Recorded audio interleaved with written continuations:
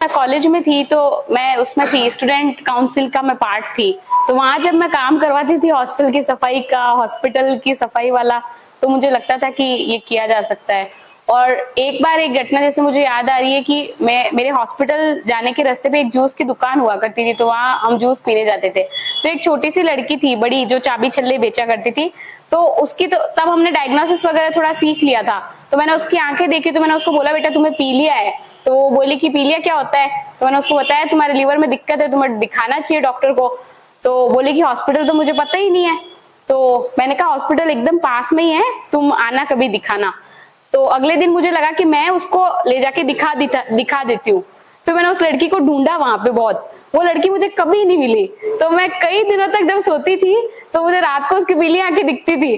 तो मैं यही बोलती हूँ कि ये पीली आंखें जो है, इसने वो पूरा डिसीजन जो है चेंज कर दिया था मेरा। क्योंकि अगर हॉस्पिटल आपके आसपास 1 किलोमीटर में है और एक गरीब इंसान वहां आने की हिम्मत नहीं कर पा रहा है, तो वो हमें कहीं ना कहीं एक गैप जो है उसको पूरा करने की जरूरत है। ये कविता मुझे याद आती है हरिवंश राय बच्चन साहब की, कि हमारी इस राजनीति में कई ऐसे बूढ़े पेड़ खड़े हैं जिनकी जड़ें बड़ी गहरी हैं।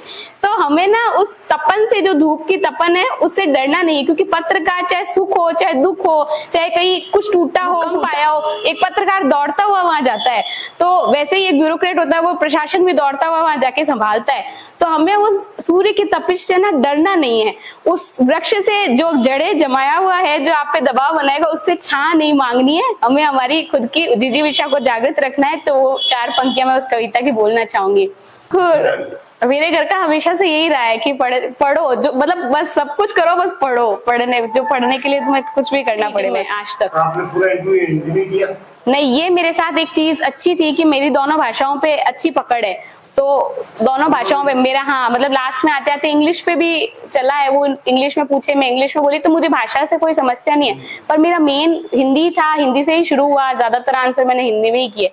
तो वो एक वो है। और लिखा भी मैंने हिंदी में ही है, सारे 9 पेपर जो है उसको हिंदी में लिखे सब। हाँ, एक नई वैक्सीन डेवलप हुई है इंडिया में, तो फिर उस वैक्सीन पे उन्होंने 8-10 सवाल फिर लगातार पूछे। तो वो मैं पढ़ के गई थी, तो वो मुझे ठीक आ रहे थे, तो मैडम थोड़ा खुश हो गई थी। राय पे पूछा कि जैसे ये मुद्दा देश में चल रहा है, इस पे आपकी क्या राय है, ये राय क्यों नहीं है, आपका क्या तर्क है इस पे। तो ऐसे 5-6 क्वेश्चन राय पे चले थे। फिर उसके बाद में लास्ट में फिर मेड़ता और मीराबाई पे फिर उन्होंने 2-3 क्वेश्चन पूछे थे। तो फिर ऐसे आधा घंटा लगभग चलता है।